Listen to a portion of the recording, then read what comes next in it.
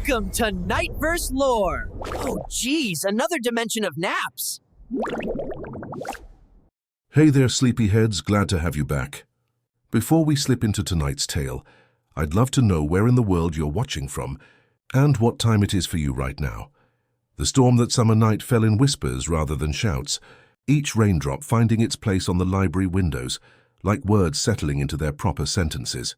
Mara had been the midnight librarian for 37 years, long enough to know that the most important arrivals always came when the world was at its quietest. She moved through the dimly lit aisles with the unhurried grace of someone who understood that silence was not empty, but full of possibility, her silver hair catching the warm glow of the reading lamps that stayed on for the sleepless and the searching. The children's section held a different kind of magic after midnight, when the bright primary colors softened into something more like a gentle embrace. Picture books leaned against each other like old friends sharing secrets, and the alphabet displays seemed to hum with patient energy. It was here, between two well-worn books, one teaching A through M, the other N through Z, that the air shimmered just slightly, the way heat rises from summer pavement, and something extraordinary slipped quietly into the world. Mara found her nestled on the carpet, like a bookmark that had fallen from a favorite story. The baby was wrapped in a blanket the color of twilight, soft and still, breathing with the peaceful rhythm of someone who had traveled far but arrived exactly where she belonged. A small piece of paper was tucked into the blanket's edge, and Mara's fingers, which knew the texture of every kind of paper ever made, carefully unfolded it. The handwriting was elegant but simple. She knows the alphabet of the heart. Please keep her where words are held with care. There was no signature, no explanation, only a small drawing at the bottom that looked like the letter A turned into a doorway. Mara read it twice, then looked down at the sleeping child, and something in her chest settled like a book finding its place on the right shelf. She didn't reach for the phone or wonder about procedures. Instead, she lifted the baby with the same gentle care she used when handling the library's oldest volumes, and carried her to the small kitchen behind the circulation desk. The kettle sang softly as Mara warmed milk with honey, the way her grandmother had taught her to comfort anyone who needed tending. The baby stirred as the sweet scent filled the air, eyes opening to reveal the deep grey of storm clouds, wise and curious. Mara offered her a finger to hold, and the tiny grip was sure and trusting, as if they were old friends meeting again after a long journey. "Well, little one," Mara whispered, settling into her reading chair with the baby cradled against her chest. "If you've come to us through books, I suppose we'd better introduce you to the place properly." She began to hum the alphabet song, not the bright schoolroom version, but something older and gentler, each letter given space to breathe and settle. The baby listened with remarkable attention, her small hand moving in the air as if she were tracing invisible shapes. As Mara reached the letter A, something beautiful happened. On the wall above her desk, where she'd painted a decorative letter years ago as a reminder that all stories must begin somewhere, a soft glow appeared. Not bright or startling, just a gentle luminescence that outlined the familiar shape, making it look exactly like what the note had drawn, a doorway made of light and possibility. The baby's eyes fixed on the glowing letter with recognition that seemed far too deep for someone so new to the world.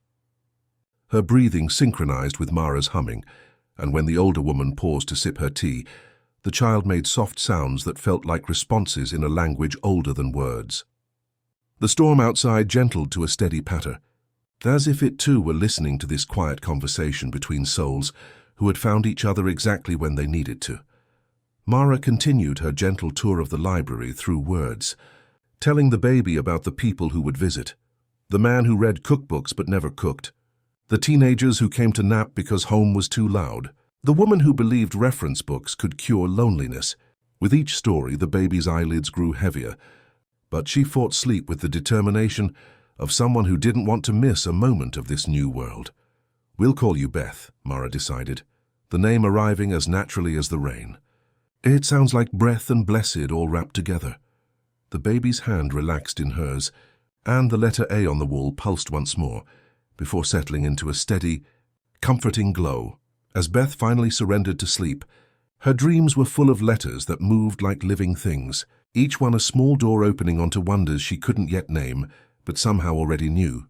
Mara kept watch through the gentle hours before dawn, humming the alphabet song in an endless, soothing loop, already understanding that she was caring for someone who would teach the world new ways to spell love, comfort, and the quiet magic that lives in the spaces between words. Outside, the storm completed its gentle work and moved on, leaving behind the fresh scent of beginnings and the soft promise that some arrivals change everything, one letter at a time. The weeks that followed Beth's arrival unfolded like pages in a well-loved book, each day adding another gentle layer to the story Mara was learning to tell. The small apartment above the library became a constellation of alphabet blocks, scattered not carelessly, but with the purposeful randomness of seeds that know exactly where they need to grow. Beth moved through these rooms like someone reading a familiar story, her small fingers trailing along book spines and wooden letters with equal reverence, understanding somehow that both held the same quiet magic. By the time Beth could walk steadily, she had already begun her own mysterious cataloguing of the world. Mara would find her in the morning light, sitting cross-legged on the carpet, arranging wooden letters in soft sequences that seemed to follow a logic only she understood. Near a small blanket, B beside her blue cup, C curved around a stuffed cat that purred when squeezed. These weren't random placements, but gentle conversations between Beth and the letters, as if she were teaching them where they belonged in the geography of comfort. The painted A on Mara's office wall had returned to its ordinary appearance during daylight hours, but Beth would still pause before it each morning, tracing its shape in the air with the solemnity of someone greeting an old friend. Sometimes when she laughed, a sound like silver bells wrapped in velvet, the letter seemed to hold a memory of its glow, the way stones remember warmth long after the sun has moved on. It was during one of these quiet mornings that Beth discovered the alphabet could be written in more than wood and ink. She had been eating the sandwich Mara prepared each day, cut into careful triangles and wrapped in waxed paper, when a piece of crust crumbled in her palm. Without thinking, she pushed the crumbs across the table into a gentle curve and a straight line, forming a perfect B. The moment felt significant, like the first word spoken in a new language, and Beth touched the air above the crumb letter with one finger, tracing its invisible echo. Something shifted in the room then, subtle as a breath but unmistakable as sunrise. The harsh morning light softened at the edges, the hard wooden chairs seemed to offer more comfort, and the space around them felt like it had expanded just enough to hold whatever needed holding. Mara, who had been watching from the kitchen doorway, felt her throat tighten with recognition. This wasn't coincidence. This was Beth beginning to speak in the language she had been born knowing. From that day forward, crumbs became letters, and letters became small acts of love. Beth would finish her meals and carefully arrange the pieces into messages only kindness could read, each one accompanied by that gentle tracing motion that seemed to fix something beautiful and invisible in the air around them. C appeared near anxious library patrons, a silent wish for calm. D sat by the door like a blessing for those leaving. E graced the windowsill where people paused to gather their thoughts before stepping back into the world. The rhythm of their days was interrupted. One autumn afternoon when the front door chimed and admitted a social worker carrying a clipboard and leading a boy whose knees bore the honest scars of adventure. His name was Jonah, and he moved through the library like captured sunlight, all restless energy and untapped wonder. Where Beth was stillness and contemplation, Jonah was motion and curiosity, his eyes taking in everything at once, as if trying to memorize a place he wasn't sure he'd be allowed to keep. "He's between homes," the social worker explained quietly to Mara, but Beth heard something different in the careful way Jonah touched the edge of the circulation desk, the hopeful caution in how he approached the picture book display. She saw someone who needed letters that could move, words that could keep pace with a heart that had learned to run before it could trust staying still. That evening, as they sat around Mara's small kitchen table, Beth watched Jonah pick at his sandwich with the distracted air of someone whose mind was elsewhere. Without speaking, she began tearing her own sandwich into small pieces, arranging them on her plate with the same careful attention she gave to her morning letter arrangements. First came B, round and welcoming, then RAVE, the word emerging in breadcrumbs like a message written by someone who understood that courage sometimes needed to be spelled out in the smallest, gentlest gestures. Jonah's eyes widened as he recognized first the letters, then the word then the intention behind both. "Brave," he whispered, testing how the word felt in his mouth, and Beth nodded, pushing half her sandwich pieces toward him in invitation. His first attempt spelled scared in uneven crumbs, and Beth's response was to rearrange some of his letters while adding her own. Transforming his fear into scared but safe, something settled in Jonah's shoulders then. The way a bird settles on a branch it has tested and found sturdy. From that moment, their bond grew in the language of scattered crumbs and shared understanding. Beth taught him that C could stand for careful when he needed to slow his racing heart, or courageous when he needed to speed up his hesitant steps. D became their secret code for dreams that visit. "When you're not looking," whispered during thunderstorms or on nights when sleep felt too far away.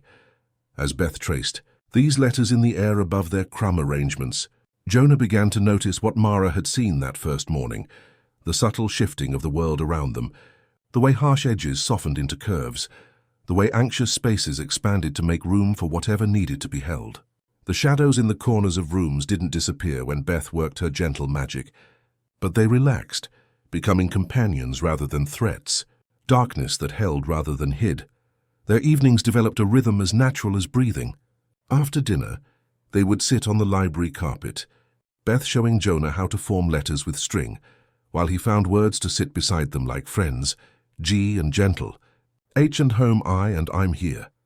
These small arrangements became gifts for the early morning patrons, who would pause, smile, and carry the feeling with them into their day, like a blessing tucked into a pocket. When bedtime came, they would whisper the alphabet to each other like a prayer, but not the simple ABC song Mara had once hummed. This was something richer, each letter carrying the weight of all the words it could become, all the feelings it could hold, all the comfort it could offer to hearts that needed their hopes spelled out in the gentlest possible way. In the darkness, Beth would trace letters on Jonah's palm when nightmares threatened, and he would fall back into peaceful sleep, surrounded by invisible words of comfort that only love knows how to write. As autumn deepened into winter's first whispered promises, the alphabet prayers that Beth and Jonah shared each night began to work changes neither of them fully understood, but both could feel. The letters they traced in darkness seemed to linger in the air long after their fingers had moved on, creating invisible constellations of comfort that followed them into their dreams and waited patiently for morning to reveal their gentle work. Beth had always moved through the world with an unusual relationship to shadows, but now that connection deepened into something approaching conversation. While other children hurried past the library's darker corners, Beth would pause in the spaces where tall shelves created pools of soft gray, her head tilted as if listening to whispers only she could hear. Mara watched from the circulation desk as Beth would settle cross-legged in these quiet alcoves, her small hands moving through the air in patterns that seemed to catch and hold something precious. The darkness never felt empty around Beth. It felt full of possibility, like a room with all its furniture covered in soft cloth, waiting for the right moment to reveal its treasures. She began to understand that shadows weren't the absence of light, but the presence of something else entirely, a gentle space where feelings could exist without being examined too closely, where hearts could rest without needing to explain themselves. It was during one of the library's evening story hours that Beth discovered the letter E held particular magic. A young girl had arrived clinging to her grandmother's coat, eyes wide with the kind of overwhelm that comes when the world feels too bright, too loud, too much all at once. While Mara read about brave rabbits and sleepy owls, Beth found herself sitting near the girl, not close enough to intrude, but near enough to offer presence. Without thinking, Beth began to trace the letter E in the air between them, each line drawn with the slow deliberation of someone painting with invisible ink. As she formed the letter's 3 horizontal strokes, she found her breathing naturally matching its shape, inhaling along the top line, pausing through the middle, exhaling down the bottom, then releasing completely. The girl's fidgeting gradually stilled, her rapid breathing slowing to match Beth's rhythm, as if the letter had created a bridge between their hearts. "It's like making room," Beth whispered to Jonah later that evening as they helped stack the small chairs. "The E opens up spaces inside you, so other people's feelings have somewhere safe to go." She pressed her palm against her chest, then reached toward his, and Jonah felt something shift in his ribcage, a loosening he hadn't known he needed. From that discovery forward, Beth's gift began to bloom in quiet, unremarkable ways that somehow changed everything. She would appear beside anxious library patrons like a gentle question mark, her presence soft enough not to intrude, but steady enough to offer comfort. A businessman pacing between the reference shelves would find his shoulders relaxing as Beth traced calming curves in the air nearby. A teenager struggling with homework would discover that the words on the page seemed clearer after Beth had quietly drawn letters that looked like deep breaths made visible. Beth never announced what she was doing or asked permission to help. She simply existed in spaces where comfort was needed, her fingers moving through air thick with worry or sorrow, transforming it into something lighter, more breathable. The harsh fluorescent light seemed to soften around her work, becoming golden and warm, like candlelight that had learned to be electric. Jonah appointed himself as Beth's devoted student and guardian, positioning himself where he could watch her hands trace their invisible messages. His mind, always eager for puzzles to solve, began to catalogue the patterns he observed, how certain letters seemed to work better for specific kinds of distress, how the quality of light changed when Beth was particularly focused, how even the library's cats would seek out the spaces where she had been working, purring in patches of air that still held traces of her gentle magic. "Show me the one for when you can't sleep," he whispered one evening after a patron had left, looking visibly more peaceful. Beth took his hand and guided his finger through a soft, curving S, explaining that it was like drawing the shape of settling, the way worry gradually loosens its grip when it feels truly seen and held. Together, they developed a vocabulary of comfort that existed entirely in gestures and breath, each letter a small doorway to relief that they could offer to anyone who needed it. D for the deep breath that comes before courage, F for the feeling of being found when you thought you were lost, G for the gentleness that grows when you stop trying to be strong all the time. The winter evenings grew longer and more welcoming, the library becoming a sanctuary where people could bring their unspoken burdens and find them somehow lighter by closing time.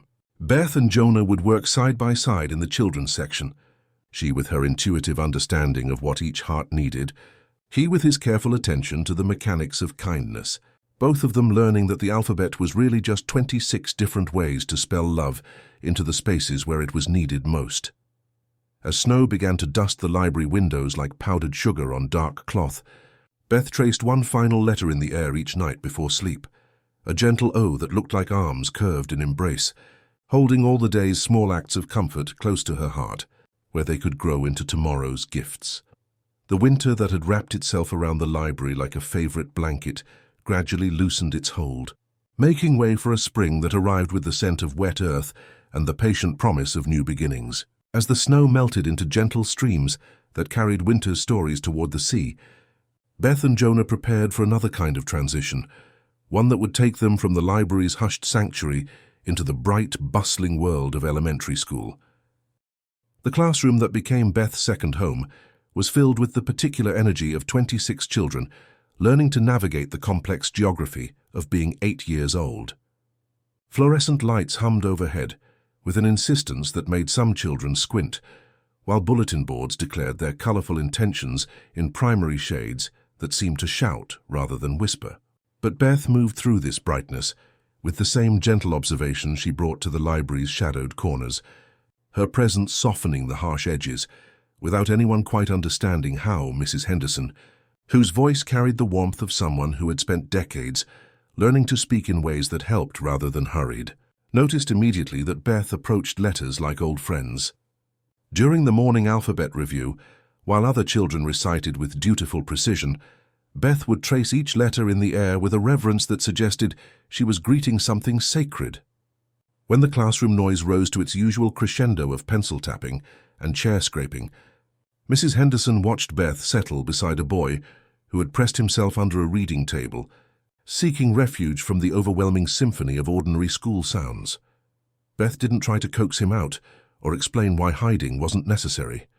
Instead, she slid a piece of paper into the quiet space beneath the table and drew a soft, welcoming F, not the rigid textbook version, but something that curved like an invitation, like arms opening to offer comfort. The boy's rapid breathing gradually slowed to match the gentle rhythm of Beth's presence. When he emerged, it was in his own time, carrying with him the invisible gift of feeling seen rather than rescued. That weekend, the library apartment became a workshop of quiet purpose. Mara gathered fabric from her collection of beautiful remnants, a curtain that had once filtered morning light through a kitchen window, a dress printed with tiny daisies that had danced through someone's summer, a blanket whose edges had been loved thin by years of comfort-giving. Together, they cut and sewed these memories into oversized letter pillows, each one soft enough to hold a child's worries and sturdy enough to support their dreams.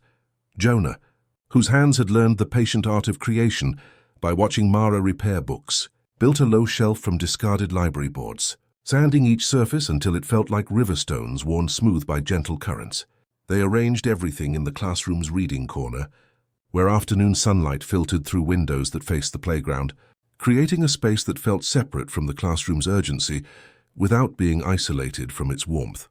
The alphabet corner, as it came to be called, announced itself not with signs or rules but with invitation. The letter pillows arranged themselves in configurations that suggested rather than demanded. G curved like a welcoming lap, F positioned upright like friends sitting side by side, H standing steady like a bridge between here and there. Beth left a small basket of smooth stones, each painted with a single letter, and above them hung a string of paper stars that spelled nothing specific but suggested everything possible. Children discovered the corner the way flowers discover sunlight, naturally, inevitably, with a recognition that felt like coming home. During quiet reading time, Beth would place a single letter made from sandwich crumbs on a napkin at the center of the rug, different each day, like a tiny daily blessing. H for here you are safe. M for me too. I understand. G for gentleness begins with yourself. It was on a Tuesday that felt like rain even though the sky remained clear that Oliver first approached the alphabet corner. He carried his words like fragile things that might break if handled too roughly, each syllable a careful step across uncertain ground. When nervousness tangled his tongue, leaving him red-faced and frustrated while other children finished his sentences with well-meaning impatience, Beth would appear beside him like a gentle question mark, present but not pressing, steady but not overwhelming. The letters are good listeners, she told him simply, patting the soft B pillow beside her. They never rush you. Oliver settled onto the pillow with the visible relief of someone finding solid ground after a long swim, and Beth began to hum the alphabet song in the way Mara had taught her, each letter given space to exist without pressure to become anything more than itself. From her lunch bag, Beth produced sandwiches cut into letter shapes, a practice she and Mara had begun that morning, understanding somehow that nourishment could be both physical and emotional. Want to spell something? She asked, offering Oliver a sandwich shaped like the first letter of his name.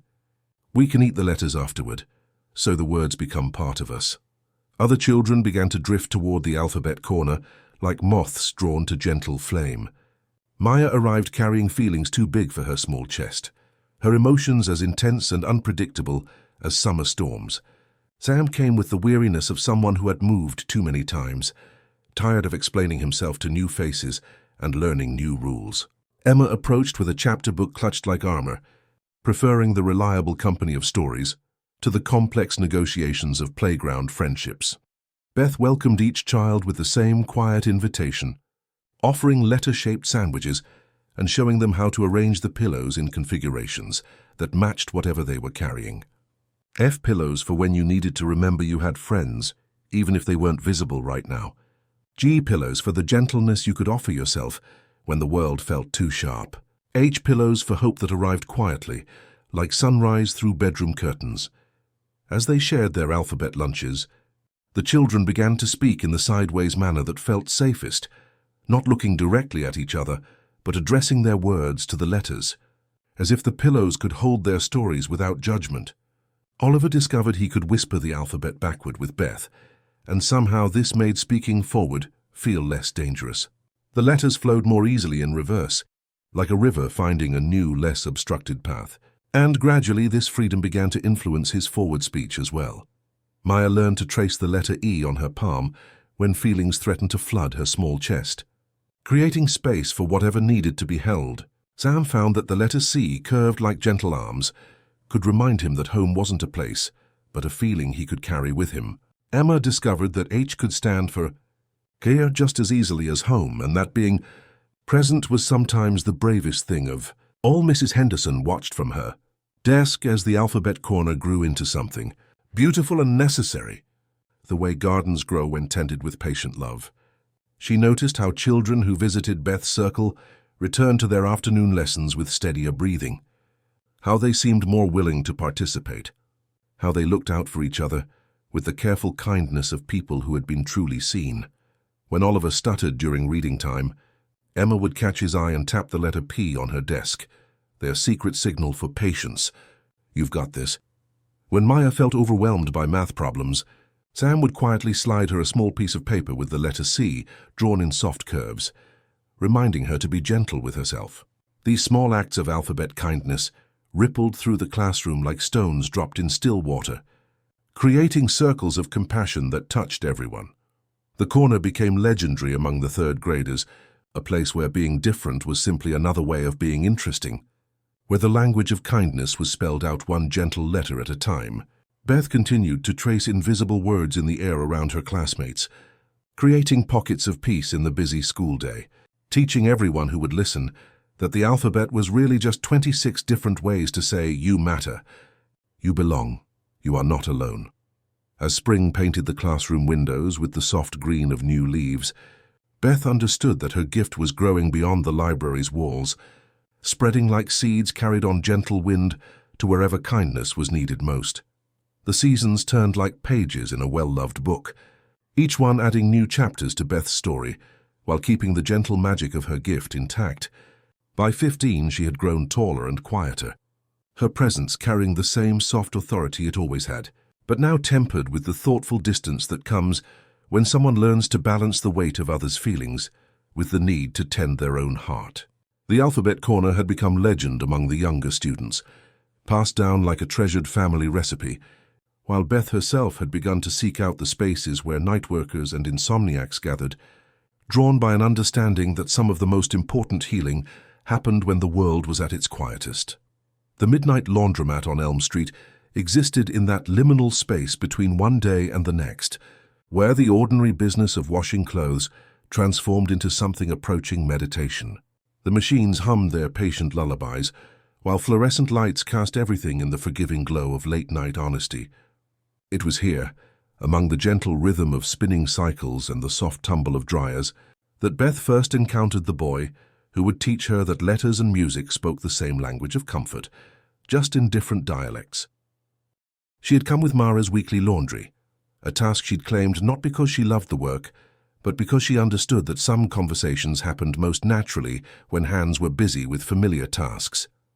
The laundromat was usually empty at this hour, filled only with the mechanical symphony of water and soap doing their patient work. But tonight, a lone figure sat hunched over a guitar case, his dark hair falling across his face as he struggled with chord changes that seemed determined to elude his fingers.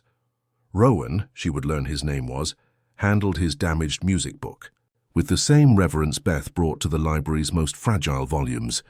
Pages were missing, the binding held together with careful strips of tape, but he studied what remained with the intensity of someone who understood that broken things could still hold beauty. His fingers moved across the strings without making sound, practicing in silence while his eyes followed incomplete musical notation that told only half the story he was trying to learn. Beth recognized something in the careful way he approached his broken book, the same patient tenderness she brought to anything that needed gentle handling.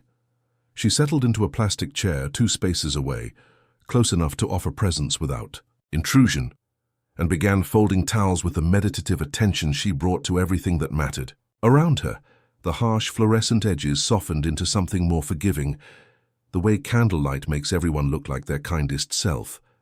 When Rowan's fingers stumbled over the same chord change for the 4th time, his breath catching with frustration, Beth looked up from her folding. "Try tracing the letter I on your palm first," she said quietly, her voice carrying the gentle certainty of someone sharing a discovered truth rather than offering advice.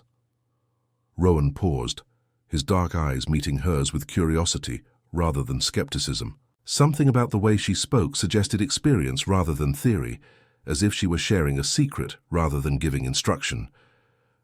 "The letter I?" he repeated, and Beth nodded, setting down the towel she had been folding into precise thirds. "For infinite," she explained, moving to sit one chair closer. "When you trace it, think about all the possibilities your fingers contain, all the music that's waiting inside them." She demonstrated on her own palm, drawing the simple vertical line with the same careful attention she had once given to crumb letters in the library kitchen. "It reminds you that you're not limited by what didn't work the last time." As Rowan traced the letter on his palm, following her gentle guidance, something shifted in his posture.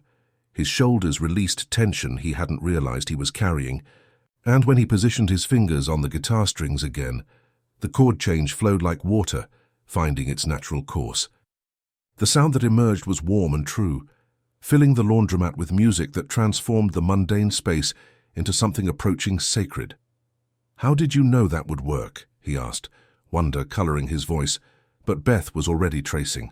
Another letter in the air between them, a gentle J that curved like a smile, like someone dancing to music only they could hear. "J for joy," she said simply, "because that's what your face looks like when you play without thinking too hard about it." The letter seemed to hang in the air for a moment, catching the fluorescent light and transforming it into something golden and warm. Music and letters aren't so different. They're both ways of saying things that regular words can't quite reach. That night marked the beginning of something beautiful and necessary, a friendship that would grow in the spaces between ordinary moments, fed by the recognition that both of them spoke languages the world didn't always understand. They began developing their own alphabet lullabies, Rowan playing melodies for each letter, while Beth told him the secret stories each one held, creating a bridge between the girl who could trace comfort into existence and the boy who could play healing into the spaces where words weren't enough. The friendship that bloomed between Beth and Rowan in the fluorescent sanctuary of the midnight laundromat grew like the most patient garden, each conversation adding another layer of understanding to soil that had been waiting for exactly this kind of tending. Summer arrived with the languid grace of someone who knows they have all the time in the world, and their late-night meetings became a ritual as essential as breathing, Rowan with his carefully mended guitar, and Beth with her invisible alphabet, both learning that some conversations happen best when the world is at its quietest.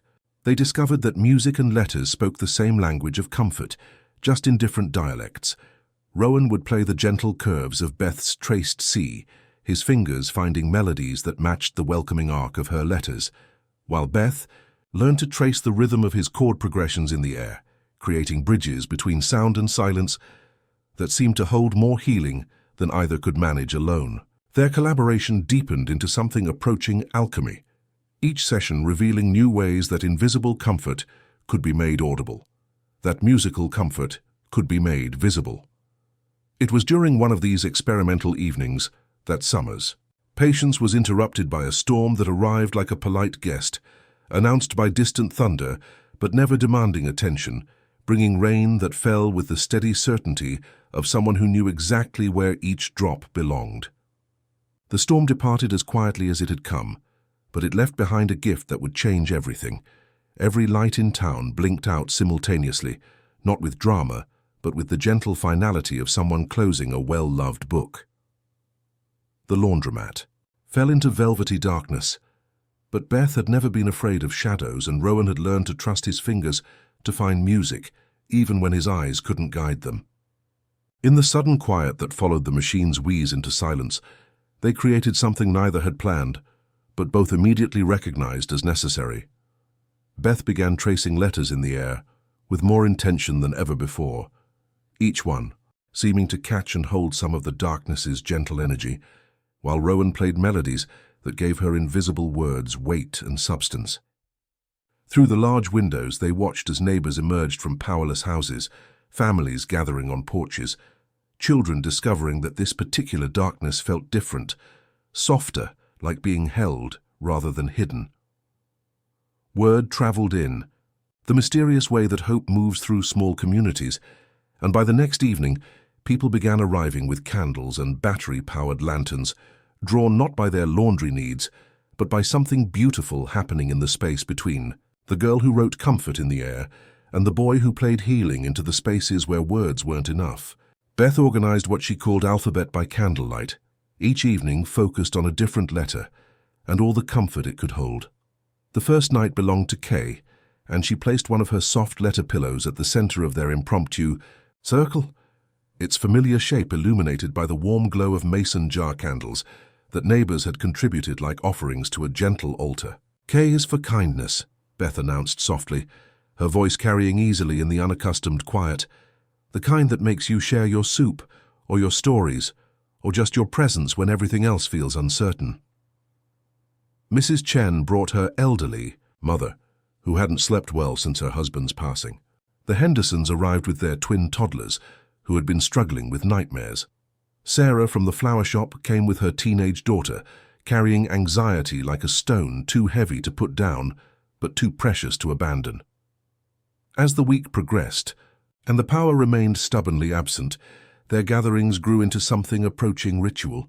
L became the evening for light, not the harsh brightness of electricity, but the gentle illumination that comes from being seen and understood. Beth taught them breathing exercises shaped like letters, guiding them to inhale like the curve of an O, hold like the straight line of an I, exhale like the settling shape of an S. The collective breath in the darkness felt like a quiet prayer, weaving individual anxieties into a shared tapestry of calm.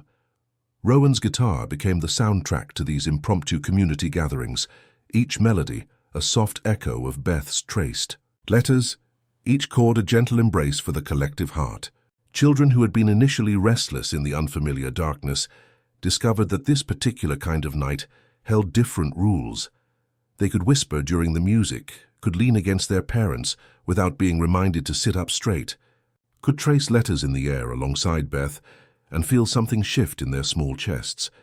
During these nights, Beth found herself thinking often of Jonah, now 17 and preparing for college, with the careful attention of someone packing for a journey to an undiscovered country. The thought of his leaving created a familiar ache, and she practiced her own quiet ritual of processing.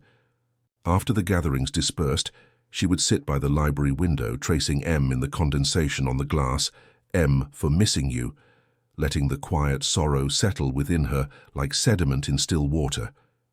Then she would trace N, drawing its firm, steady lines and whisper never really gone, understanding that some connections weren't bound by proximity.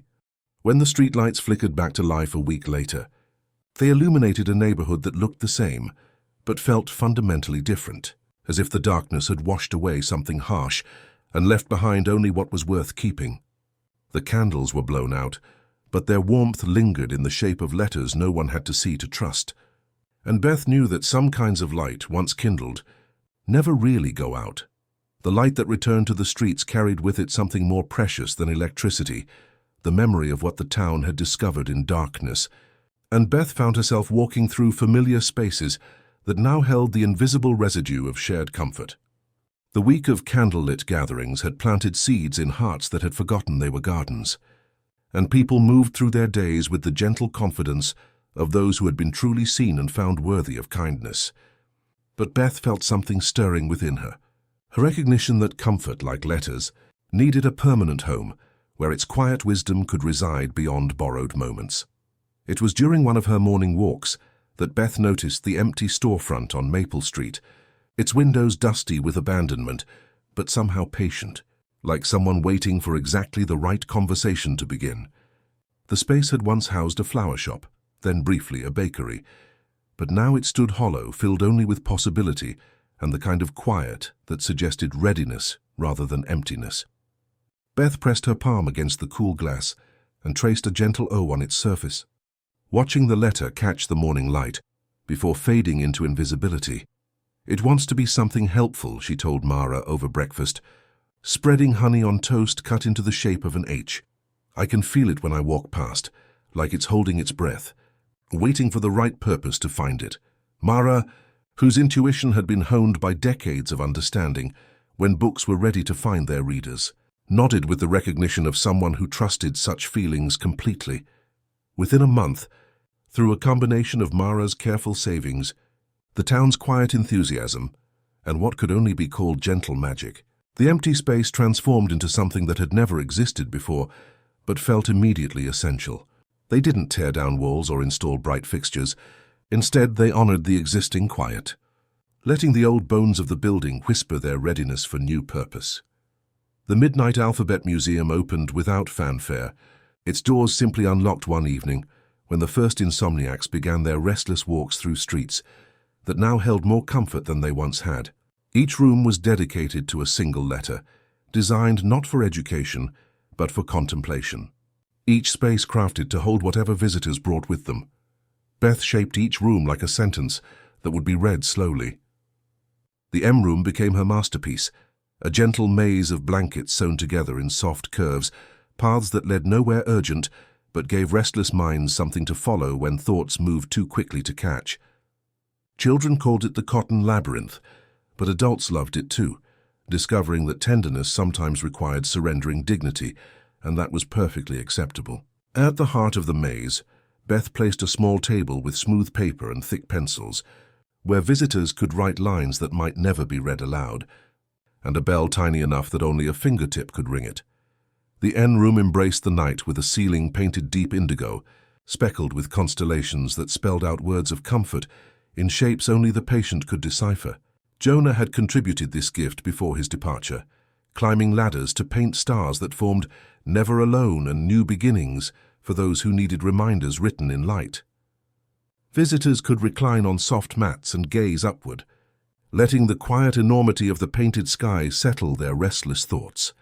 Throughout the museum, sand tables invited visitors to trace letters with their fingers, spelling out worries and hopes in fine grains that yielded with soft sighs. Each morning, Beth would arrive early to smooth the surfaces clean, erasing the previous day's confessions with the same gentle care she brought to everything that needed tending. Against one wall, magnetic letters offered a different kind of release. People would arrange their tangled emotions into words, and Beth, moving through the space with quiet grace, would sometimes pause to gently rearrange a jumble of despair into a phrase of hope.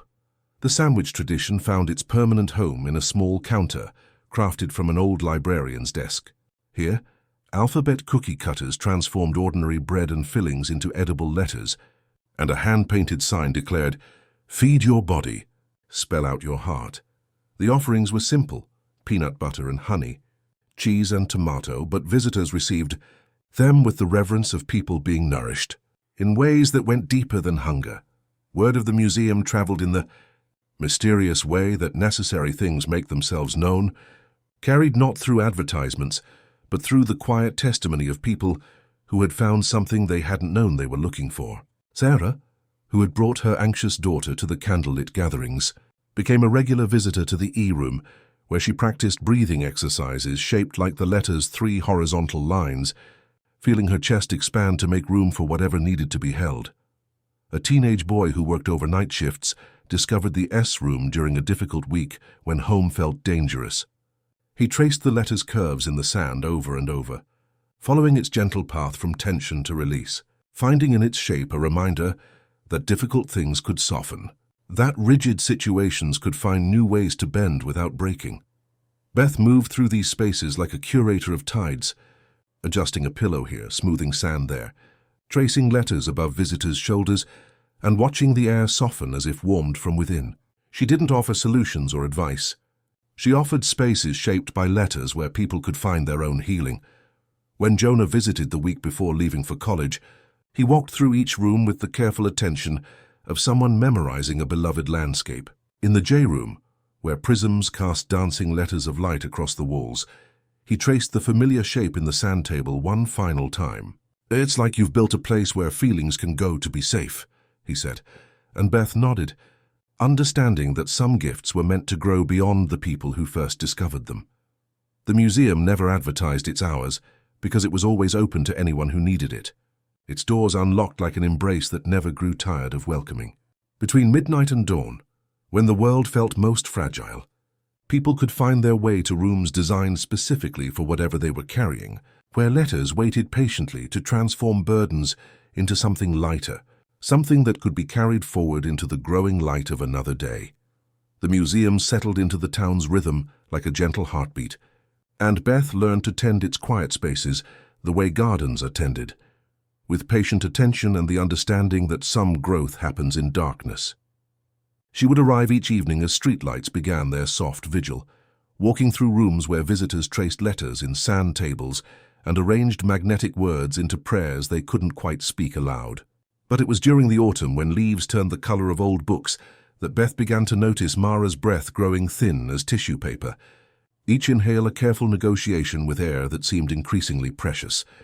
The woman who had hummed alphabet lullabies through countless nights now paused at the library's familiar corners, her silver hair catching light that seemed to illuminate something fragile and beautiful, like spun glass holding memories of stronger days. Beth found herself moving through both the library and museum with heightened awareness, her hands tracing letters with more intention than ever before, as if she could somehow spell protection into the spaces around the woman who had first shown her that love could be written in the pause between heartbeats. Mara insisted on continuing her evening walks through the museum, and Beth would follow at a respectful distance, watching as the older woman settled longest in the O-room, where visitors came to trace perfect circles in sand, finding comfort in shapes that had no beginning and no end. They would sit together on the cushioned window seat, shoulders touching with the easy intimacy of people who had shared the alphabet of daily kindness, tracing the letter O on each other's palms, perfect circles of love that held everything and released nothing. O for orbiting, Mara whispered one evening as the first snow began to dust the windows like powdered sugar on dark cloth. We move around each other, Beth, in patterns that look like goodbye but are really just different ways of staying close. Her voice carried the wisdom of someone who understood that some truths could only be spoken when wrapped in the gentle metaphors that letters provided. The town began to sense what Beth already knew with the particular clarity that comes to hearts trained in reading subtle alphabets. People arrived at the museum carrying offerings that felt like prayers, alphabet soup in thermos containers that steamed with affection, stories written on paper soft as flower petals, small drawings of letters that looked like hugs made visible. Mrs. Chen brought her elderly mother, and together they sat spelling out memories of Mara's patient kindness. The Hendersons arrived with their twins, now walking steadily, and they settled in the M-room's cotton labyrinth, letting the children explore while they traced letters of gratitude. Beth created what she privately called the alphabet of remembering, installing along one wall a series of wooden slots, each shaped like a different letter. Visitors could write notes to people they missed and tuck them into the slot that matched the first letter of their name. The M slot filled quickly with messages for Mara. Even though she was still present, still breathing, still tracing gentle letters in the air above visitors' shoulders. But people understood that some kinds of love needed to be spoken, while there was still time for words to be received like gifts rather than regrets. A young woman whose mother had passed years ago wrote a letter filled with gratitude and slipped it into the M slot. A man struggling with forgiveness folded a small piece of paper and placed it carefully into the F slot. A child missing a pet drew a picture of a cat and tucked it into C. The collection grew into a silent tapestry of human connection, each note a testament to the enduring power of memory and love. As winter deepened and Mara's afternoon rests grew longer, Beth found herself spending more time in the Q room, designed for quiet contemplation, where she practiced her own alphabet of acceptance.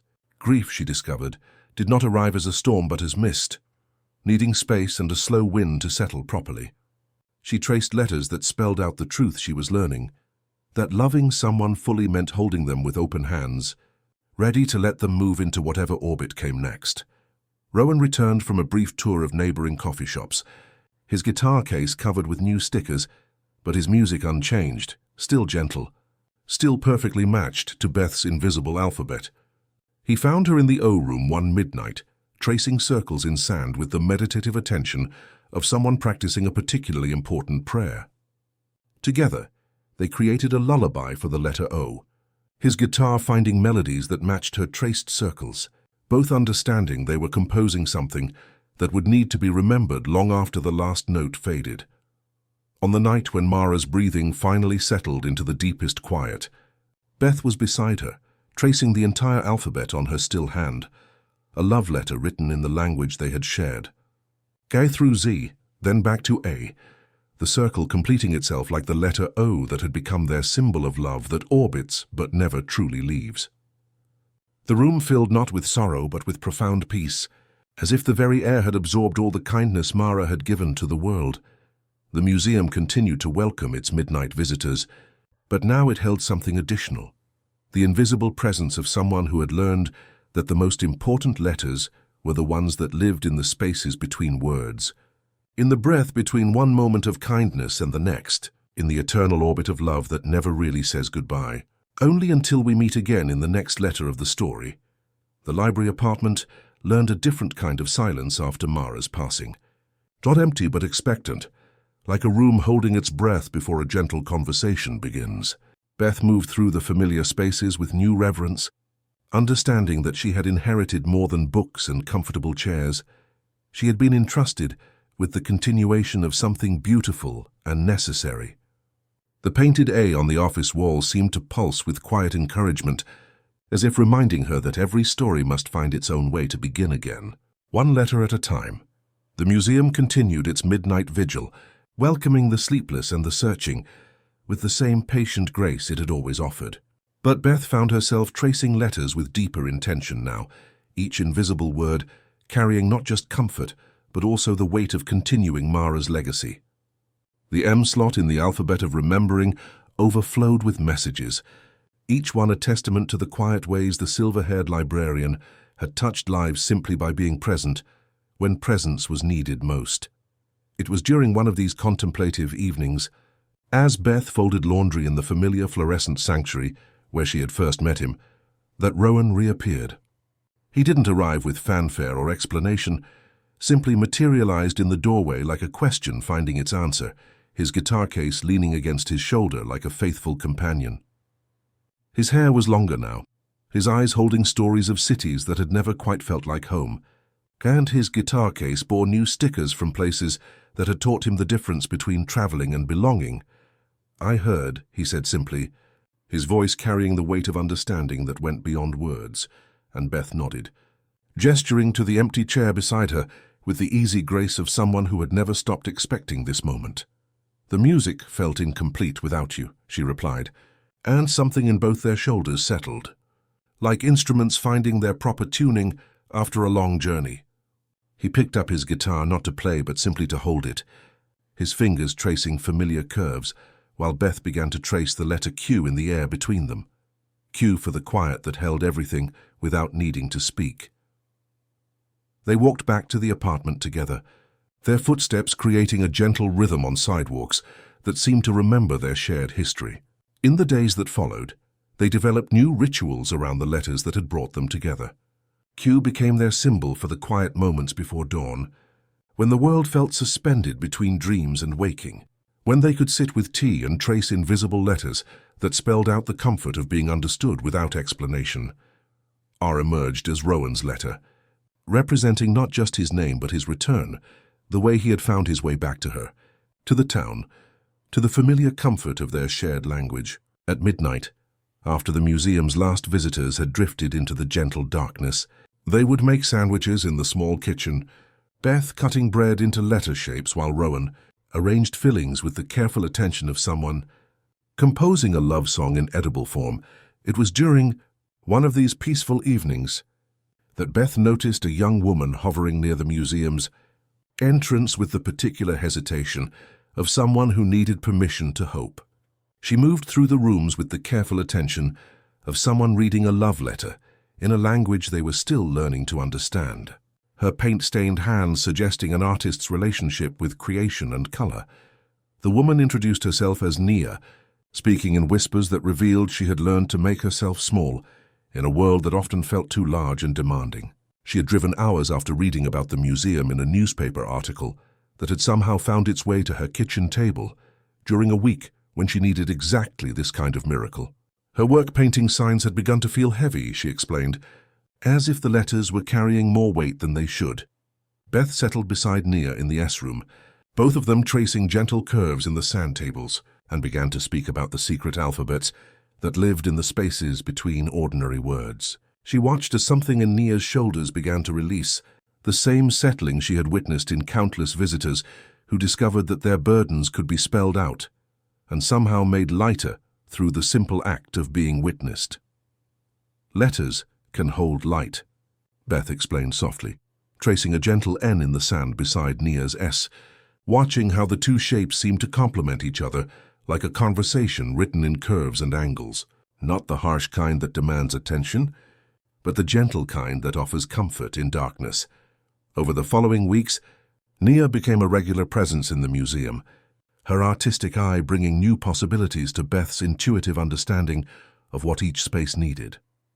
Together, they began to envision ways that comfort could be made visible, that the invisible letters Beth traced in air could somehow be captured and shared even when she wasn't present, to offer them directly. Rowan contributed his own gentle presence to their growing collaboration, his music providing the soundtrack to their quiet work. He would sit in the queue room during Nia's visits, playing melodies that seemed to give weight and substance to the letters the two women discussed, creating bridges between sound and silence that held whatever healing was needed. As they worked together, Beth began to understand that Mara's greatest gift hadn't been her individual acts of kindness, but her recognition that some people are meant to tend the spaces where healing happens. Nia, with her artistic vision and gentle presence, was learning to read the same subtle alphabets of need that Beth had been born understanding. The museum evolved with their collaboration, becoming not just a place where comfort was offered, but where it was actively created and renewed. Each room held the accumulated love of everyone who had ever found solace within its walls, and now that love was beginning to take new forms, spreading like seeds carried on gentle wind to wherever light was needed most. When sleep finally came to them, it arrived like a familiar lullaby, carrying dreams of letters that glowed with their own inner light, of sandwiches cut into shapes that spelled out hope, and of the quiet understanding that some gifts are meant to grow beyond their original givers, touching hearts in ways that can only be measured in the quality of peace they leave behind. The collaboration between Beth, Rowan and Nia had grown into something beautiful and necessary, their combined gifts creating spaces where healing happened as naturally as breathing. But as the museum settled into its rhythm of midnight comfort, Beth began to notice something shifting within herself, a subtle fraying at the edges of her kindness, like fabric worn thin from constant loving use. The invisible letters she traced for others now seemed to require more effort than they once had, each gesture drawing from reserves she hadn't realized were finite. She found herself pausing between visitors, sitting in the queue room, and practicing the breathing exercises she had taught countless others, trying to remember how to fill her own chest with the peace she so readily offered to everyone else. The letters that had once flowed from her fingers like water now felt heavier, as if each traced word carried not just comfort for the recipient, but accumulated weight that settled somewhere deep in her chest. Rowan noticed first, the way musicians notice when a familiar instrument begins to sound slightly off-key. He watched Beth move through the museum with the same gentle precision she had always used, but her shoulders carried new tension, and her breathing had developed a catch that suggested effort where ease had once lived. During their midnight sandwich rituals, she would pause mid-motion, her hands stilling as if she had forgotten what came next in a recipe she had known by heart. Without fanfare or explanation, Rowan began to cancel his evening gigs, calling back with apologies that sounded like rain on eaves. He appeared at the museum with thermoses of alphabet soup, the pasta letters floating in golden broth that tasted like comfort made edible. "The letters are getting heavy," Beth admitted one evening as they sat sharing the warm meal, her voice carrying the particular exhaustion of someone who had been giving from reserves they hadn't realized were limited. It was while watching a child trace the letter S in a sand table, over and over with earnest concentration, that Beth discovered something new about the shape she had drawn thousands of times. The letter curved not just to hold things, she realized, but also to let them go. The first curve was an embrace, a cradling, but the second was a release, a gentle yielding. S was a letter of both acceptance and surrender, understanding that true strength sometimes lay in allowing things to flow through, rather than holding on to them until they became too heavy to carry. Nia, whose artistic eye had learned to read the subtle alphabets of need, began arriving early to tend the museum's spaces, cleaning glass and repositioning pillows with the same reverence Beth brought to everything that mattered. She left tiny notes throughout the rooms. Take your time, and it's okay to be quiet here. Each one a small permission to exist without performing. From across the distance of his college life, Jonah sent his own form of care in the shape of postcards that arrived like small miracles. Each one carried a single letter, carefully chosen and sometimes hand-drawn, that when arranged in order of arrival spelled out messages across weeks. Youmatter arrived over the course of a month, followed by restissaccred. His understanding of her need for these gentle reminders felt like proof that the love they had shared in childhood alphabet games had grown into something that could span any distance. Together, the three friends created what Beth privately called the T for Timeout Room, a space where people could simply exist without needing to spell out their purpose, their pain, or their progress. The room held almost nothing except oversized cushions that invited sinking rather than sitting, walls painted the soft color of distant horizons, and a small sign that read, "Here you don't need to spell anything out. Just breathe." Beth learned to visit this room herself, practicing what she began to think of as the timeout alphabet, letters traced not for others, but for herself. T for the time she was learning to take, I for the infinite worth she was remembering she possessed, M for the mercy she was slowly extending to her own tired heart. The letters felt different when drawn for herself, less precise but somehow more honest, like handwriting that relaxes when no one else is watching. As she learned to receive the same quality of care she had always given, something beautiful began to happen. The letters she traced started to feel lighter again, but now they came from a different place, not from an endless well she had assumed would never run dry, but from a carefully tended spring that she had learned to refill with the same attention she gave to everything else that mattered. One evening, a child with honey-sticky cheeks approached the sandwich counter and asked, "Who rests you, Beth?" The question loosened a laugh from Rowan and a soft, surprised breath from Naya. Beth considered, then answered with the honesty that had always been her gift. "You do," she said simply. "When you let me be just a person who gets tired and needs to sit down sometimes." The child nodded with solemn approval and pressed a napkin into her hand, a smudge of peanut butter in a shape almost like the letter T. When spring arrived with its patient promise of renewal, Beth felt herself settling into a new understanding of what it meant to tend the spaces where healing happened. She had learned that sustainable kindness required not just giving but receiving, not just tracing comfort for others, but allowing others to trace comfort for her. The museum continued its gentle work, but now it operated with the wisdom that even those who offer healing need spaces where they too can rest, where they too can remember that being human means sometimes needing the very comfort they spend their lives providing to others. The spring that brought Beth, her understanding of sustainable kindness, also carried with it a gentle restlessness, a sense that her gift was ready to grow beyond the museum's welcoming walls. She had learned the lesson of the S, that some curves were for holding and others for letting go, and now she felt drawn to explore what her alphabet of comfort might become when planted in the wider world. With Rowan tending the museum's evening rhythms, and Nia growing more confident in guiding visitors through their gentle healing, Beth found herself with space to follow the quiet whispers of curiosity that had always been her truest compass. It was during one of her dawn walks, when sleeplessness had made her restless in the most productive way, that she discovered the path across the old stone bridge, where morning mist rose from the river like visible prayers. On the far side, where the town's edges softened into farmland and weathered barns, a hand-painted sign caught her eye.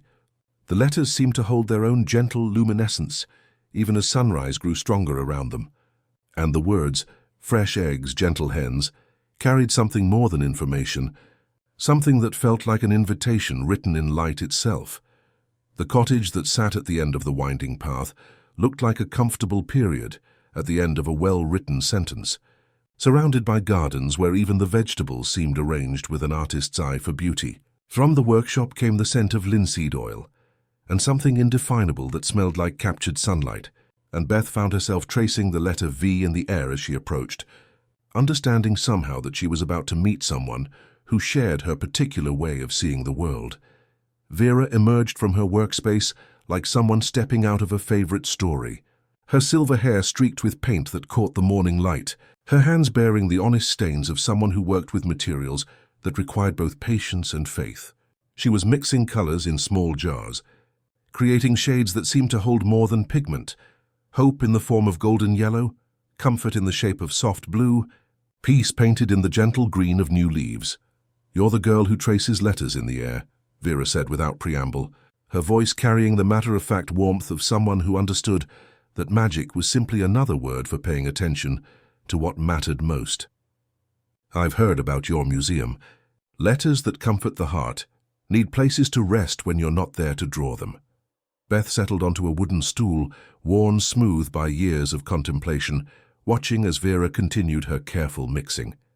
The older woman held up a brush loaded with paint that seemed to shimmer with its own inner light, explaining in her unhurried way about pigments that could drink daylight and release it slowly through the long hours of darkness, creating letters that would glow like gentle beacons for anyone who needed to remember they weren't alone. "The secret," Vera said, demonstrating how the paint caught and held the morning sun, "is understanding that you and V are neighbors in the alphabet for exactly this reason. Understanding makes the invisible visible, but visibility helps understanding grow deeper. You can't truly illuminate something until you truly comprehend what it holds in its heart."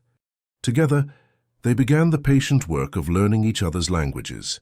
Beth traced her familiar comforting letters in the air, while Vera showed her how to capture those invisible gestures in luminous paint, mixing intention with pigment in ways that felt more like alchemy than art. They painted practice letters on smooth river stones that seemed to remember sunlight, each one a small promise that comfort could be held and shared, even when its creator was elsewhere. When Nia arrived the following week, drawn by Beth's gentle invitation and her own artist's intuition, the workshop gained a third voice in its quiet symphony of creation. Nia's whispered observations about light and shadow proved invaluable, her natural understanding of how gentleness could be made visible complementing Vera's technical mastery and Beth's intuitive gift.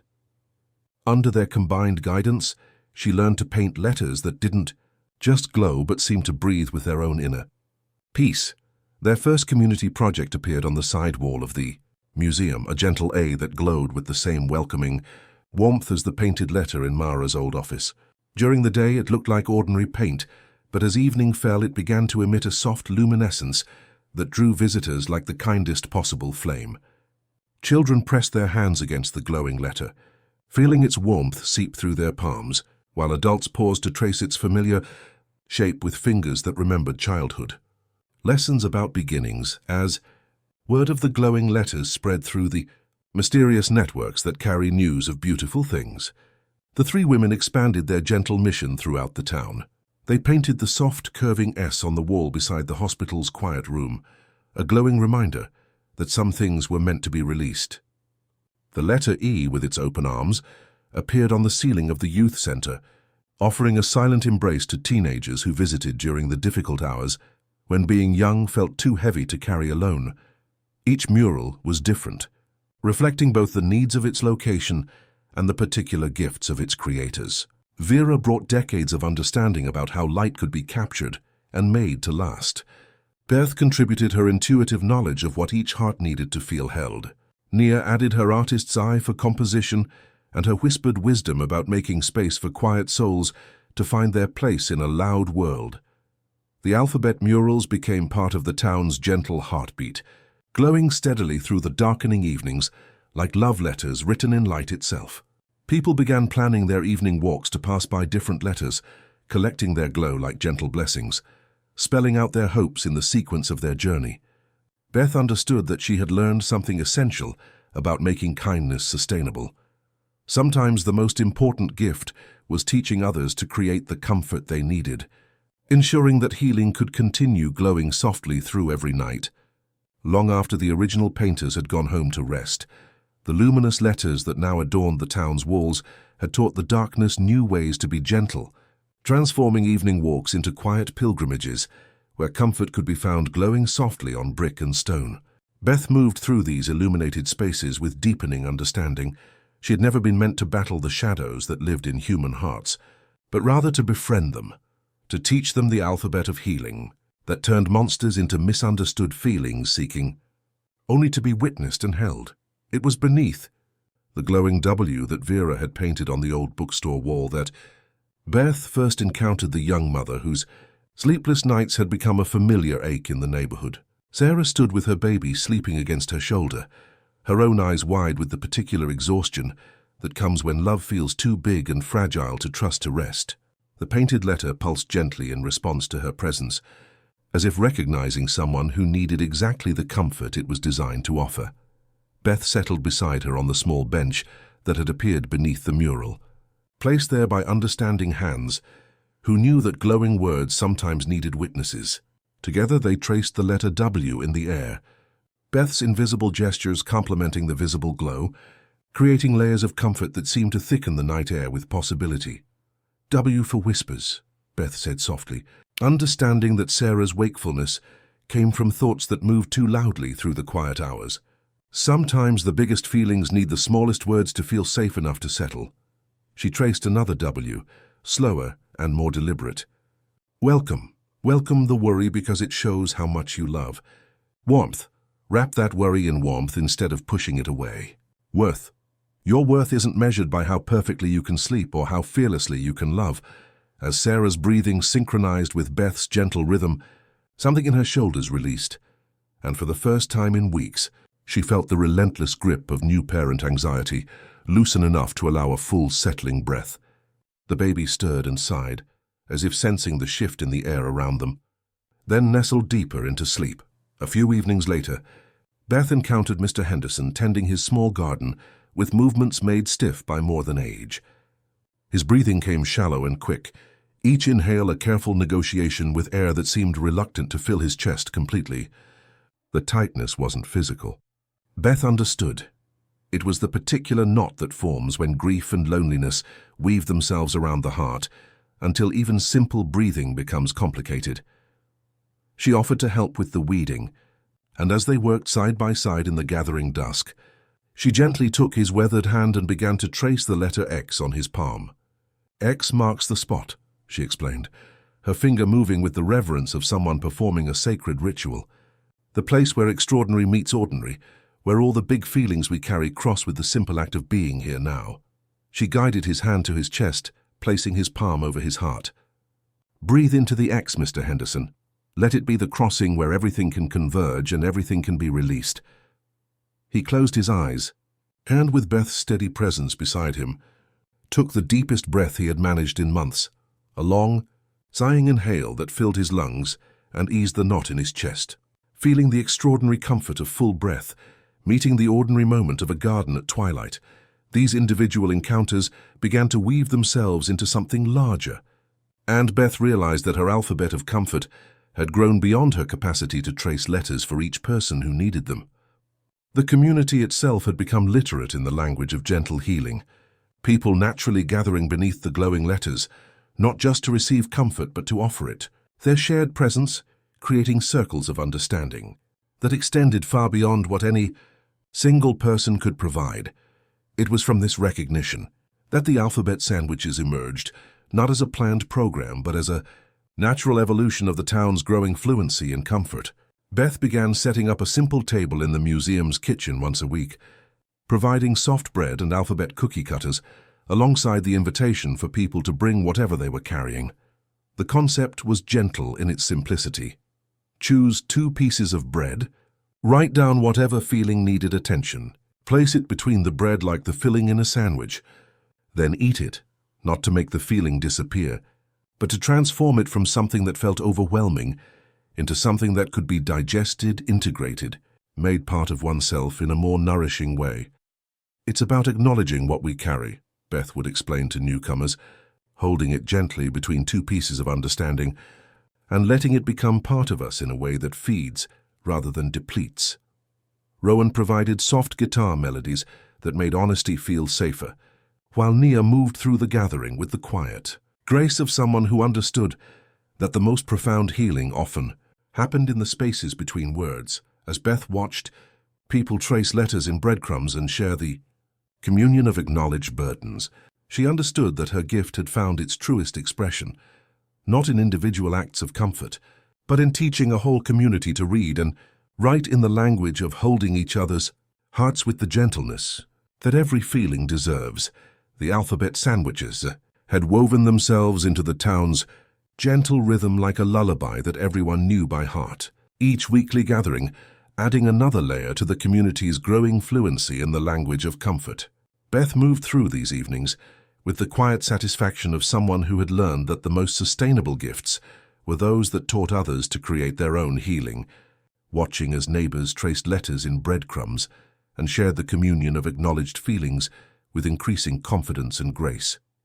It was during one of these peaceful summer evenings, as golden light filtered through the museum windows and painted everything in the forgiving glow of approaching sunset, that the door opened to admit a familiar silhouette carrying something precious.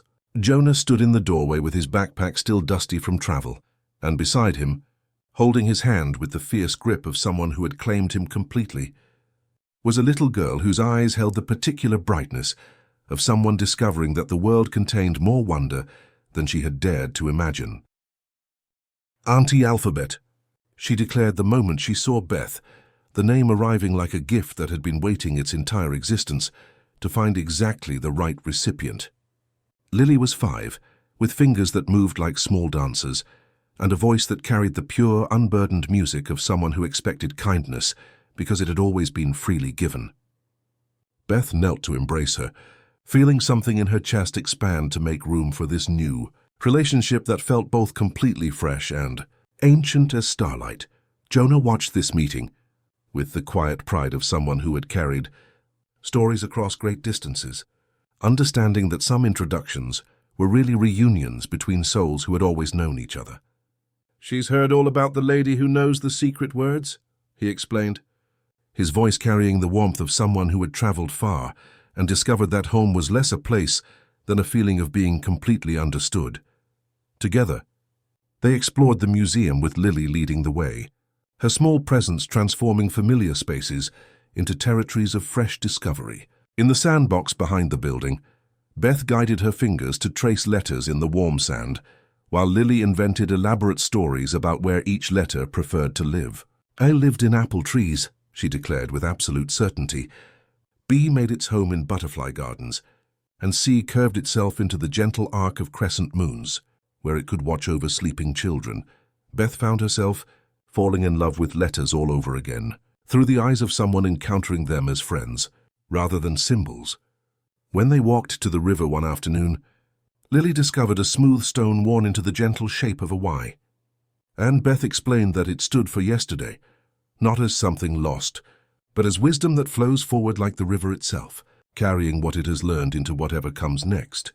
Y is also for yes, Beth added, tracing the letter's familiar curves on Lily's palm. Yes to what was, so we can say yes to what will be. The river never stops moving forward, but it remembers every bend it has traveled. This simple lesson, delivered in the quiet company of a child and flowing water, sparked something new in Beth's understanding of her own journey. The accumulated wisdom of her life, the alphabet of comfort she had so carefully tended, felt ready to be shared in a different form.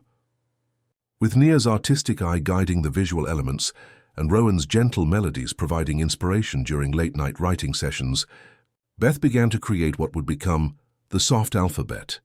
The book emerged not as a manual or memoir, but as a collection of gentle stories about letters that had helped people find their way through darkness.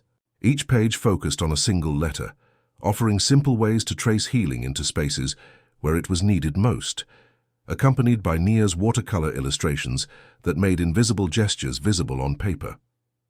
Beth wrote in the same voice she used when tracing letters for anxious visitors, gentle, certain and filled with love that expected nothing except the possibility that someone, somewhere might feel a little less alone. When the first copies arrived from the small press that had understood exactly what kind of book this needed to be, Beth didn't seek publicity or grand launches. Instead, she and Nia quietly left copies in waiting rooms where anxiety often lingered, in laundromats where restless thoughts spun in cycles, in quiet corners of coffee shops where people sought refuge from the world's demands. As Beth found new ways to share her gift through the written word, Nia naturally stepped into a more prominent role at the museum.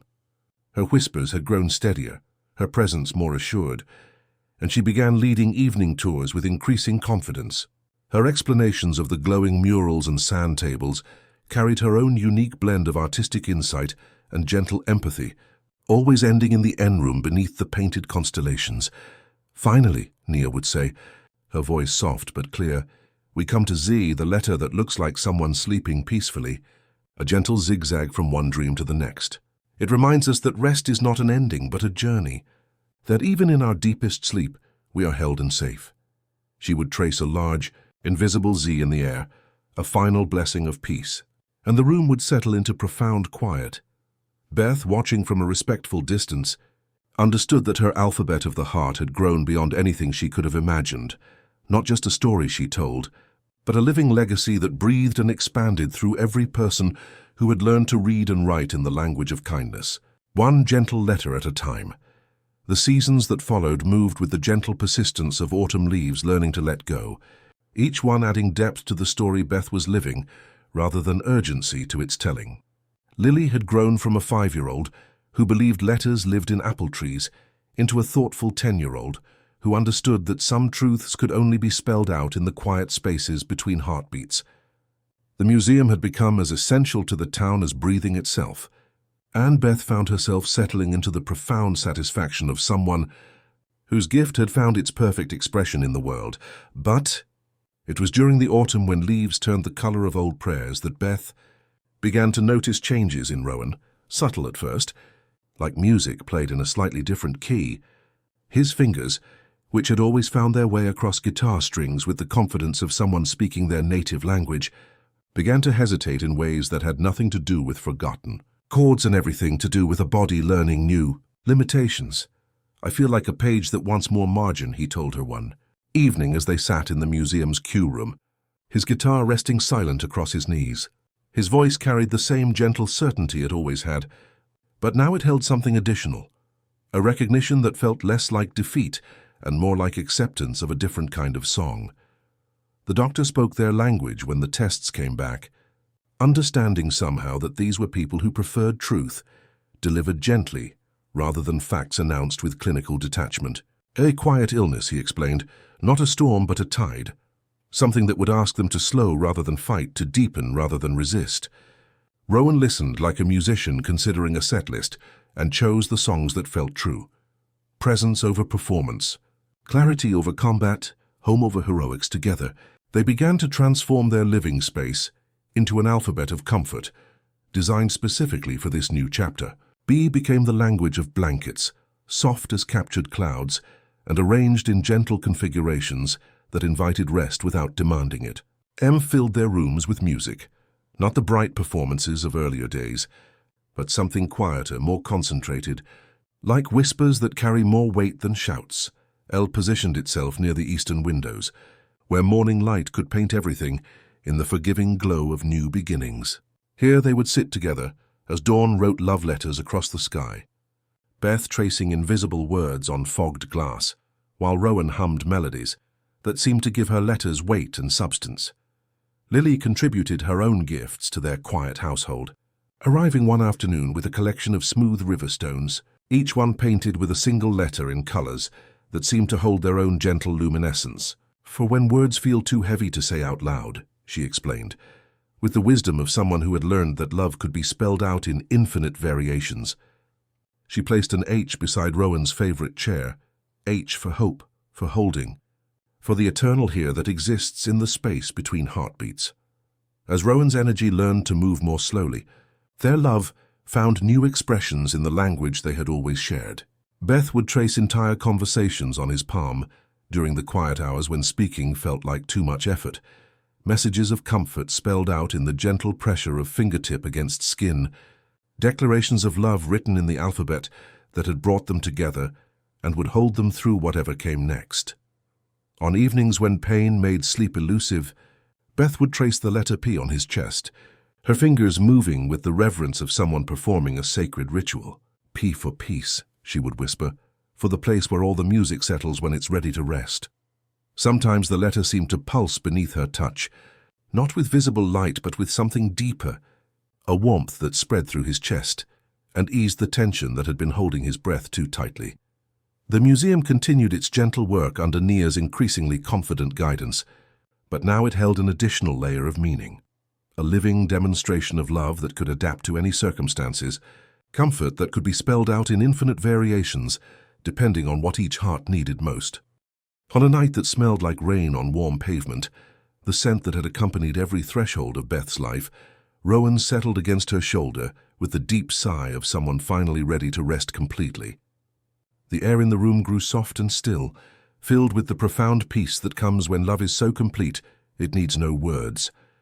As his breathing settled into the deepest quiet, Beth took his hand and began to trace the entire alphabet on his palm, not hurriedly, but with the careful attention of someone writing the most important letter of all. R for arrival, the doorway that had opened in the library that first night. B for brave, for the bread they had shared. C for the curve that welcomes. She continued through each letter, each one a memory, a blessing, a gentle goodbye written in the language they had created together. When she reached Z, the letter that looks like someone sleeping peacefully, a soft zigzag from one dream to the next, the room settled into the pause that lets meaning complete itself. A gentle breeze touched the guitar by the door, and for a moment, a phantom melody rose from its strings, spelling out comfort in a language that needed no translation.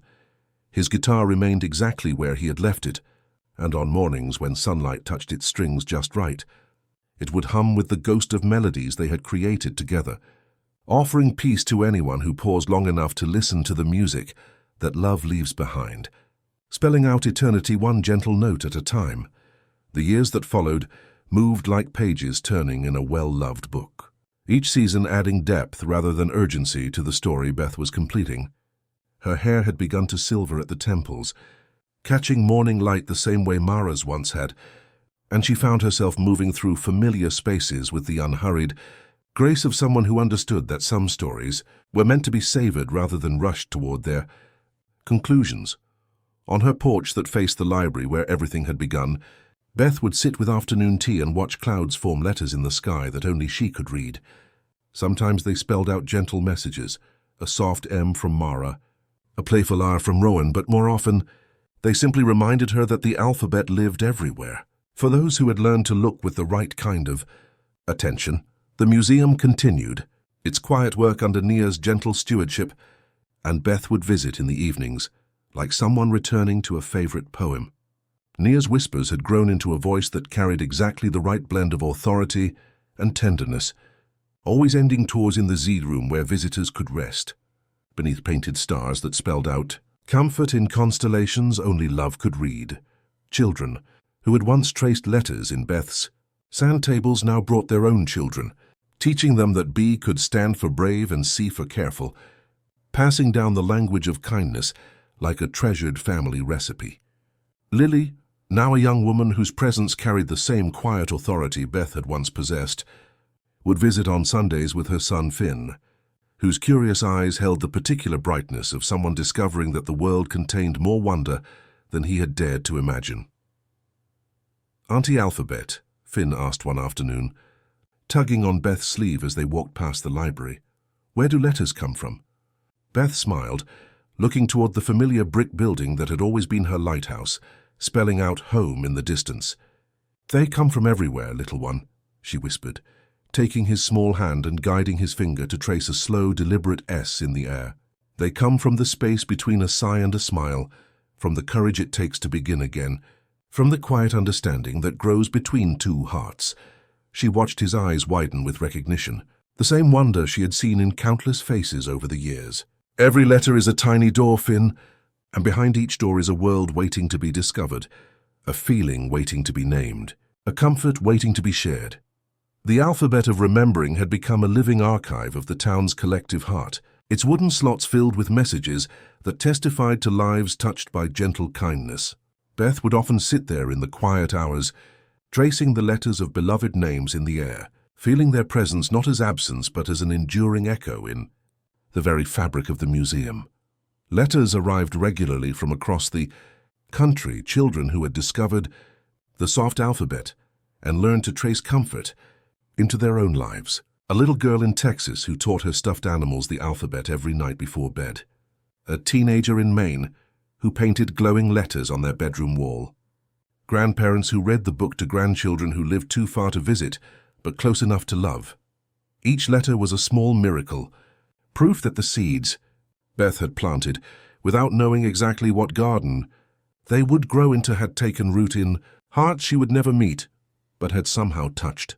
Across the distances that love learns to bridge, Rowan's guitar still rested by the door, and sometimes, when evening light touched its strings just right, it would hum with phantom melodies that sounded like rain deciding to be mercy.